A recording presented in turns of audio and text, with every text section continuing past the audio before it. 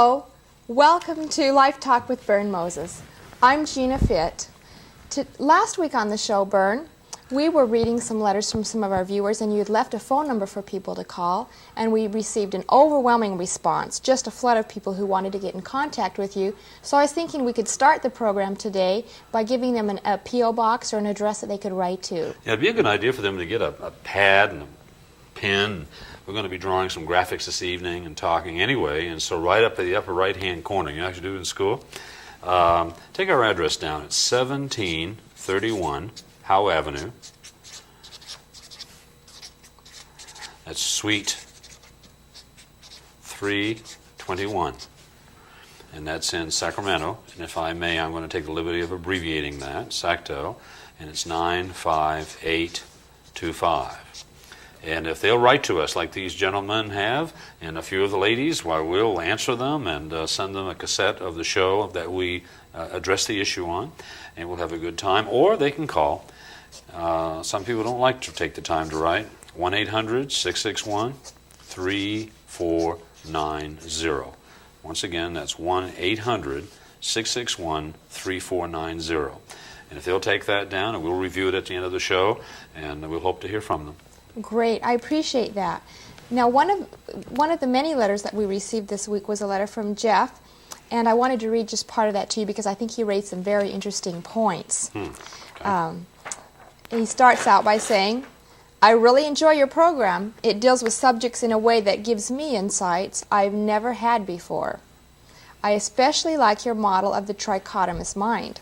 I remember we covered that a couple of weeks back. No other speaker gives it any attention at all. But my question is this. Are you ready? Where do other states of awareness fit in with that model? Things like intuition, telepathy, hypnosis, trances, dreams, and prophecy. This is some pretty deep stuff, and I thought it was a very interesting letter and wondered just exactly how you would respond to this. Yeah, we'll be pressing the envelope this evening. I think so. Everybody has opinions about some of these things. He's right. Oftentimes there's not much talk about the trichotomous mind, and it's tragic in a way because it certainly is who we are. For example, I know we've talked about this at some length in the past, but I'm going to go back to one of my Dick Tracy-like characters here. Whoa! Anyway. Okay, we're going to talk about the mind. Okay. Now, we made brief mention last week that there's 115 billion brain cells here. It's the mind that causes us to be supranatural, not of nature. Not of nature. And so what we have to do is to examine a little bit more about this and to know that each of us is of three agendas. In other words, each mind on the planet. And if we recognize this in our friends and peers and family and strangers and acknowledge it about ourselves, things start getting a little easier out here. Each of us has a subconscious mind. Subconscious. Sometimes referred to as the subliminal mind. Subliminal. Oftentimes referred to, not to be unkind, but as the unconscious mind. Unconscious. Freud referred to it as the id, and it's been misunderstood ever since. This essentially is housed in a limbic system within the brain, very carefully protected by the cranium and the brain mass, if you would. It's not connected to the outside world. Can't see, hear, feel, smell, or taste. It's filial and reptilian in nature, in its capacities. As a result, it tends to be reactive and very fear-based because its primary job is to keep us alive. It is a survival mechanism. Survival mechanism. In other words, and there's nothing wrong with this, but let's go on. The mass of our brain, the mass of it, is of the conscious. I'm going to put this over here. I'm going to stand down here. We'll make that the conscious mind. The cognitive mind. The intellect, the interpreter, the evaluator. In other words, this conscious mind is what sees and hears and feels, or at least interprets those senses. Okay, and it is considered the ego by Freud. Oftentimes when people say ego, they're really talking about the id. Really? The preservation of what is, that consciousness of who I am, and I got to hold on to it. Yes. We call that ego oftentimes, but it really is id. It's wanting things to be just the way they are. This is massive, and what's exciting about this is that the conscious mind is a thriving mechanism. Really? It's the conscious mind that sees and wants. It creates the horizon and wants to cross it. The pretty member of the opposite sex and wants to engage somehow. Sees the car and wants to drive it, or the horse and wants to ride it. That food and wants to taste it. See what I'm saying? It's a thriving mechanism. Can you see where these would get in conflict? Absolutely. Yes, two totally different agendas. Yes. And then, of course, we have a third party to deal with. Really? The conscience, conscience. The supraliminal, rather than the subliminal. Okay, the supraliminal.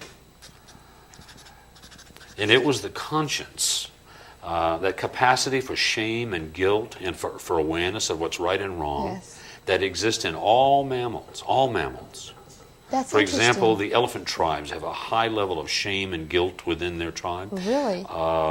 They say that a tiger that violates the law of its own species will skulk away with guilt. And we've seen what appeared to be as guilt in dogs and cats and what have you. It's conscience. And it's what caused Darwin, for example, to say that there must have been a cause for all of this that we see about us. And he spelt cause with a capital C. Darwin was not an atheist. Okay, at the least he was an agnostic. No, he wasn't sure, but it seemed pretty obvious to him that there had to be some orchestration that would place this conscience among all these mammals. But it is a third mind, a third dimension.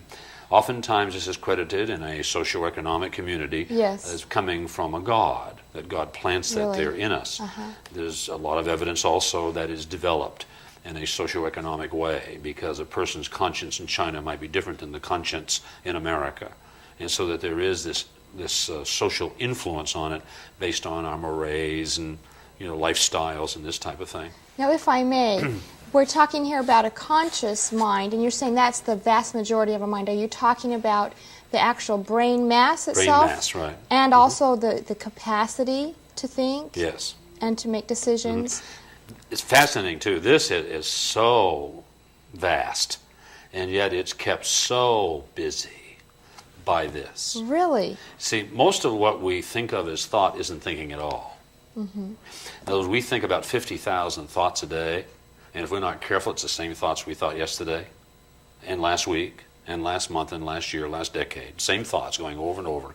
And what that is, it's the subconscious mind spewing electrochemicals up into the conscious brain, okay, to be interpreted. Is that a distraction? Yes. A distraction from focusing on the things that we want. Exactly. This has its way of controlling us by keeping us occupied, so we won't do nothing new. And so whenever you get conscious and really start thinking, you'll feel rats and roaches all over the body sometimes. Like when you begin to set out for something that you want, and there's a lot of resistance that comes, not from the outside, but from within. From within. It's the subconscious mind saying, hold it, what are you up to? What are you doing? I don't want to do that. I'm not going. We seem to be our own worst enemy at times. That's what they say. Now, how does the conscience fit in with the conscious and the subconscious minds, and what is its role? Is it a mediator, or I would does it think have its so, own based on agenda? mores. Yeah, no, it's a mediator, and as it says, this is right, this is wrong, this is okay, this is bad, based on our society and the upbringing that we've had and our theology. The theology, certainly, our religious training would have a lot to do with the development of the conscience. The Hawaiians, before we got there to save them, I mean, many, many years ago, were very aware of the trichotomous mind. And they were aware that the pattern, or at least they concluded, that the pattern came this way. And they figured that it came conscious, subconscious, conscience. And conscious, subconscious, conscience. That was the pattern. We now know, though, that actually what really happens is that everything that occurs, every sound, every sight, every taste, every touch, okay, that impulses are sent directly to the subconscious mind. That's what's called impulse. Okay? In other words, sight, sound, everything goes right straight through to the subconscious mind and impacts it. So you have impulse, impact. Okay? And then whenever there's an impact, there's a react. Okay, in other words, it's kind of like you throw a pebble in a pool and boom, there's a little Yes. spewing of water. Okay, the impulse of sound impacts on the mind, causes electrochemicals to spew back up into the conscious mind to be interpreted. What is this? What is this? Now, if it's historical, if it's happened a lot before, there's a cognitive sieve there, a psychic sifting that goes on that calms the mind and the subconscious very quickly. It's called habit, experience. It's okay. If it's new in any way at all, then there's some work that's going to go on. And those the subconscious will resist. Okay, there'll be a sense of discomfort, some adjustments that have to take place until we develop that sieve to accommodate that. If I may, you're saying that all of the experiences that we have go through our subconscious mind before they hit our conscious mind, Yes. or is it a simultaneous No, experience? I would, it has to be that it goes to the subconscious, comes out as an interpreted. Really? Okay? Yeah. And if it's not busy, if you're not having new experiences, you are having experiences out of the past, because the subconscious will keep your mind busy with that. Because I tell you, you take anyone, if any of you would just sit quietly for 10 minutes and just think, just let the mind go, where will it go? I mean, all over the place. All over the place. Past, future, downtown, uptown, all kinds of people will come up in the mind. And what that is, that's those old electrochemicals spewing out there saying, hey, remember this? It keeps you real, real busy. It's a malaise of thought that really keeps us occupied. And we have to quiet that somehow. I was going to in say, order a to lot be of times it's conscious. not very productive, although sometimes it may be. I would imagine. Seldom, if ever. Really? Yeah. So you Productivity is out of here. So you don't feel like just letting your thoughts flow, that what we call brainstorming or I know, random yeah. association, you don't feel like there's any productivity in that? See, I'm open to be totally wrong. But everything I've researched and all my behavioral analysis and what have you that I've seen over the years is that we've given the subconscious mind entirely too much credit. And yet we don't want to deny it any. It's real strange. In other words, I mean, what's this up to? Keeping us alive, and that's important. There's nothing wrong with survival. Also the status quo, Exactly. I guess. Mm-hmm. See, there's nothing wrong with survival, but it's not enough when you have the capacity to thrive. Yes. Okay? I mean, survival is one issue. But see, I want you to be as good as you can be, for my sake and for yours and for all the people around us. And I want to be as good as I can be. And if I depend upon my subconscious, nothing is going to occur that hasn't already occurred. I mean, we're just going to, it's just, I mean, you call it habit, addictive, not only to drugs and stuff, but behaviors, routes, systems. For example, I purposely, every day, I go conscious when I do my shoes, socks and shoes and tyings. And those, I mean, I'll go sock, sock, shoe, shoe. Next day, I'll purposely go sock, shoe. And I'll go sock, sock, shoe. Now, as I purposely change it, I'll drive to work a different way every day. I will try to eat a different way every day. I eat in different places. In other words, I try to stay away from this dogma. From forming any kind of habit. Yeah. Does that make you uncomfortable every day? You're talking about rats and roaches. No, as a matter of fact, I think after a while, this begins to say, oh, gee. It begins to, what is he up to now? And it's now all of these are commitments, by the way. A lot of commitments. And perhaps also, maybe change isn't such a scary thing. I'm throwing this out as a hypothesis. Perhaps our subconscious mind could be accustomed to change as being the norm. Yes, because any adjustments we make will be quickly adapted to by the subconscious. It will adapt, you see. But see, unless we are purposely making adjustments, we are in a constant state of adaptation. And maybe even in that mode, if we're in the mode of change is the norm, then when we start to become in a rut, we'll get rats and roaches, is that the word you use? Exactly. We'll get uncomfortable with things staying the same, with Good. sameness. Excellent, Gina. You'll notice that if you make an adjustment and you practice a new pattern several days, and when you don't do it, all of a sudden you're uncomfortable. Yes. Subconscious says, why aren't we doing it that way? Right. And so you can adjust your way into excellence. But the thing is, unless you know that, unless you've practiced that, unless you've made little mini commitments and completed them, you don't appreciate the power that comes from the completion. That makes so much sense with what we were discussing previously about goal setting, and you drew the ABCD, the lines, a vertical line, a horizontal line, and we were talking about why people see goals as a difficult thing. And what I'm seeing here as we're talking is that goals actually become easy. Oh, yes. It's kind of like putting a puzzle together. You know, in other words, you dump the puzzle out of the box, you set the lid up so you can see what you're up to. Wouldn't it be silly not to do that? Right. To look at the picture once in a while to see what you're up to and makes it worthwhile doing. And then, of course, you compartmentalize or you categorize the colors and what have you. And then you build a framework. And then one piece at a time is done. However, we have to always recognize that a puzzle, when you're doing it, gets easier and easier and easier. Every minimal effort, completed, makes the whole thing easier. You agree? Absolutely. It may seem overwhelming in the beginning. In the beginning, exactly. But that's because we're going through that initial barrier. But it's recognizing change. you can't look for 3 pieces at a time. You've got to look for 1 piece at a time. And what you'll do, you'll find a receptacle space inside a frame that's obvious. And then you go and find the piece, the male shape that fits into it. And after a few glances and attempts, you might find it. And then something else happens. That's a completion there. But all of a sudden, there's something there that wasn't there before. An obvious piece ready to receive, which is going to be easy to find. But if you try to do that second piece first, oftentimes you'll never find it. And so it's one thing at a time. And that's called precognitive, predetermined, pre-aware, in little short increments. And after a while, the puzzle is done. Unlike the example of the goal we had last week, where it was a line, kind of a 45-degree angle, where it got harder and harder and harder. A steep hill to climb. Yeah, it's supposed to get easier and easier and easier. And I love the analogy here of the puzzle because, and you said, have the finished picture in front of you. I think that comes back to also what we mentioned last week about affirmations or telling your subconscious mind how it's going to be. Test time. What was the word? What it's going to feel like. What was the magic word? A beautiful magic word, remember? Telesthesia. Telesthesia, that's right, that's right. Thank you. We better write it down again in case it just tuned in for our this viewers week. and for myself. Telesthesia. Remember the word. It's your future. It's your future. It's the mind's capacity, this conscious capacity to go forward in time and imagine the completion and to celebrate it.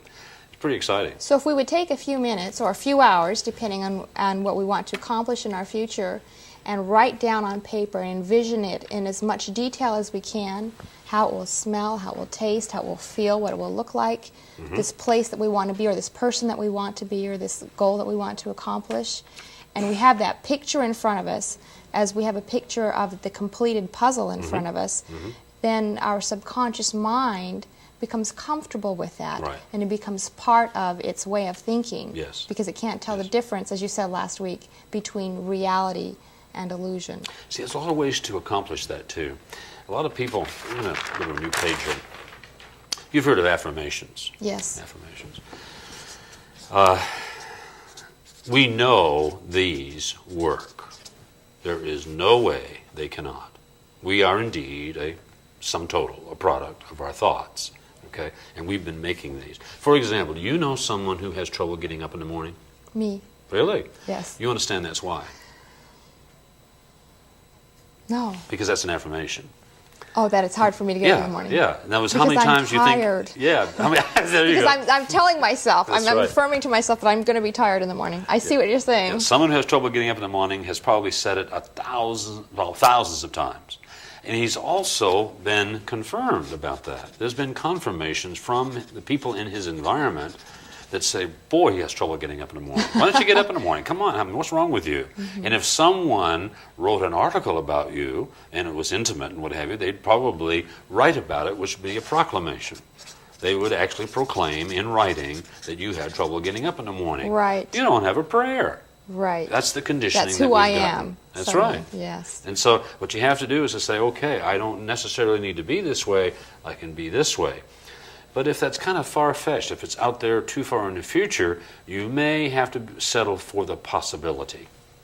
See, is it possible that you could reach a point in your life where you would bounce up every morning at 5:30 and be ready to go, totally rested, even if you got in bed at 2?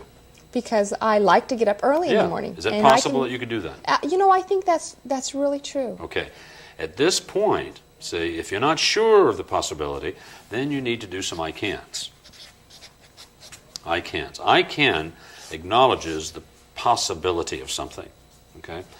If you know you could, there's no question, just a matter of will, then you have to go to I will, which is the probability. As you start saying, I will get up every morning at 5:30, that's a probable thing that's going to occur. Okay? Now, after a while, and by the way, it doesn't take oftentimes more than 20, 30, 40 days. Now, some people say, well, 22 days. I've never figured out how they figured that out. That's ludicrous. Okay? It might be 2 days, it might be 200 days, but the inevitable is there, that this will become an I am, an early riser. That's your positive. And it goes in that form. Now, if you're already totally confident you can do something, you can start with the I will. You know what I mean? Mm-hmm. And if you know that you're going to, you might as well say I am, and accept the authority and the esteem that goes along with that. There is one way this can be enhanced. Yes. And we were talking a moment ago about a trichotomous mind. Yes. We might as well get serious about saying we. And when you say we, what you do is check in just for a moment on the trichotomy. In other words, you harmonize the mind and say, hey, we can do it, team. We can do it. What an interesting concept. Yes. So you have the three parts of your mind pulling together. Yes. I have had people, Gina, from all over the country come back and say, this really assisted me a great deal. Thinking of myself, which indeed we are, not a one, as a we. Okay? We can, we will, and of course then it changes to we are. Okay? Powerful, powerful step in the right direction. Also, not only to say it, see, these are affirmations. These are first party, if you would, type things. Confirmation is where you get the people in your life to agree. Who say she is an early riser. Yes, to support you, to applaud you. Written on my gravestone. She was always an early riser.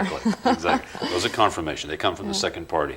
We don't get many confirmations. No, people are uncomfortable giving us confirmations because, frankly, when they did, we denied their intellect. Someone really complimented you. You have beautiful hair, Gina. And it's so easy to say, oh, I know, but it gives me so much trouble. You know what I mean? In other words, something like this. And so I stopped confirming you. And so what we have to do is to allow people to love us, allow people to confirm us, to encourage them to do so, because they can benefit from your growth and, absolutely, and what have you. Then proclamation is a written statement in a third party. See, this is first party, second party, third party. See, this would be a written statement about Gina, about Miss Fit, Gina Fit, and any other names that you might have, she, her. See, it's a written statement that's in concert, if you would, with your confirmations and your affirmations.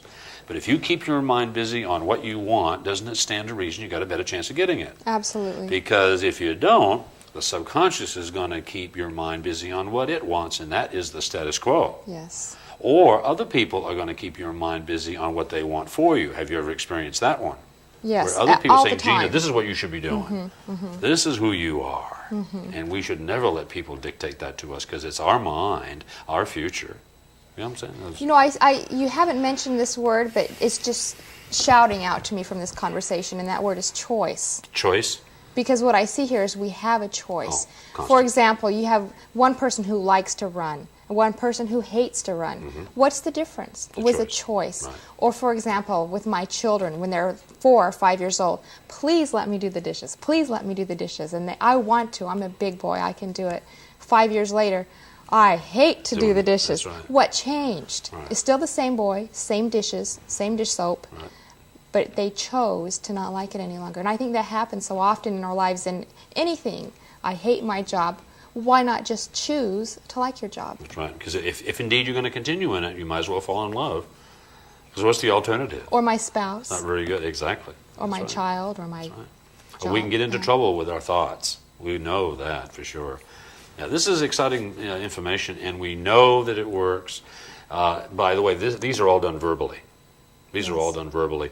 We talked about the telesthesia. That's done visually.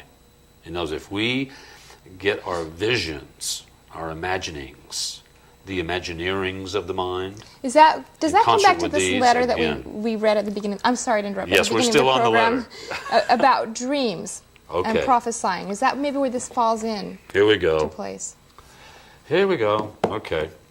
Dreams. Let's talk about this. Latest research is pretty well established. I've always felt, and it seemed like it's working out this way, that what a dream is, it's a conscious or sleeping conscious mind, okay, trying to make sense out of the electrochemicals that are being spewed by the unconscious mind.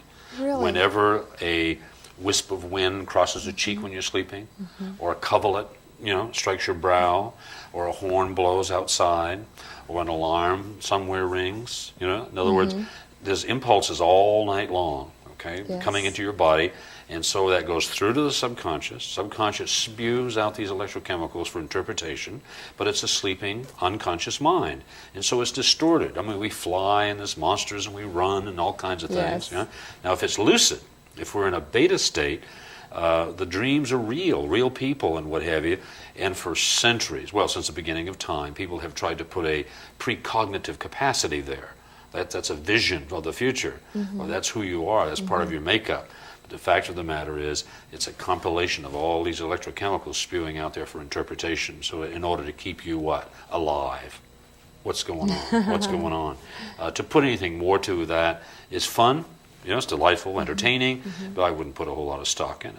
What about, I guess I was thinking more along the lines of daydreams, which comes back to the visualizing of what your future betcha. could Daydream be. is a utilization of the conscious mind, going out there and imagining what that can be like. We should not stop people from daydreaming. I mean, what a shame for a teacher to say, stop daydreaming, because our future is in the hands of the daydreamers.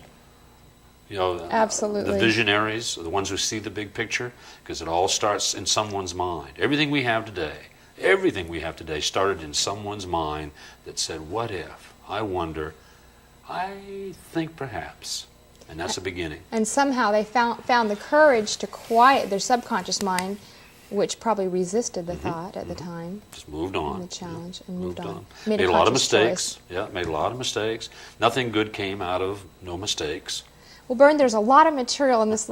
I feel like we didn't adequately answer this letter, but we are completely out of time. I can't believe it. Perhaps we can discuss this in a little more detail next week. I certainly have enjoyed today's program. It's been so interesting to me. Thank you. I've had a lot of people say this is the fastest half hour on television, and I'll take that.